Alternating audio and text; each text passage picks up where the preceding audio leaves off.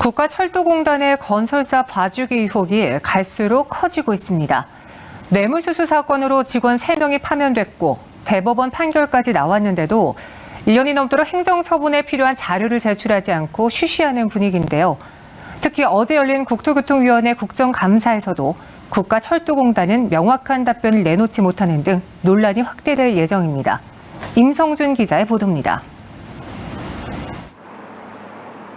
국가철도공단의 수서 평택간 SRT 공사를 맡은 두산건설은 지난 2014년 9월부터 17차례에 걸쳐 공단 직원들에게 편의를 봐달라는 청탁과 함께 2,152만 원 상당의 금품을 제공했습니다.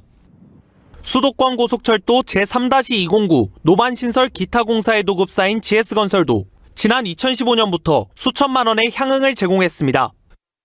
검찰은 이 사건을 기소했고 지난 2018년 11월 사기와 배임, 뇌물공여 등의 혐의로 두산건설의 현장 소장은 징역 4년 6월, 다른 피고인들도 징역형을 선고받았습니다.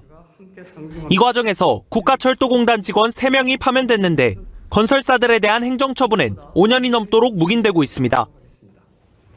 저희들이 3차례 자료를 제출했고요.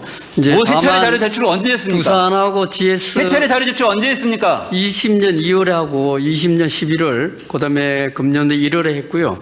그다음에 이 사건 요거는 2017년 5월에 있었습니다. 예. 그 대법 판결은 예. 그 2018년 11월에 대법 판결이 있었는데 2020년 1월에 자료 제출했다고요?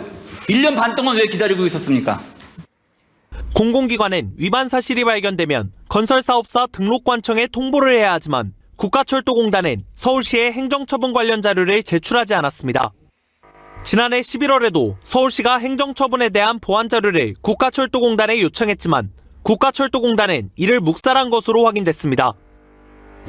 뇌물 사건이 벌어져도 시간만 끌면 흐지부지 될 수 있다라고 하는 선례가 될 수 있기 때문에 신속하게 행정처분이 내려져야 한다고 생각하고 그것이 만약에 제대로 이루어지지 않는다면 감사원에 감사 청구를 할 계획을 갖고 있습니다. 이 같은 비리에도 두산건설은 지난해 12월 약 1,400억 원 규모의 국가철도공단 사업을 낙찰받았습니다. 낙찰이 확정된 날짜는 서울시가 철도공단의 보완자료 회신 시한으로 정한 12월 7일의 이틀 뒤로 행정처분에 필요한 자료 제출 없이 비리를 알면서도 입찰에 참여시켰다는 비판을 면키 어려워 보입니다. 매일경제TV 임성준입니다.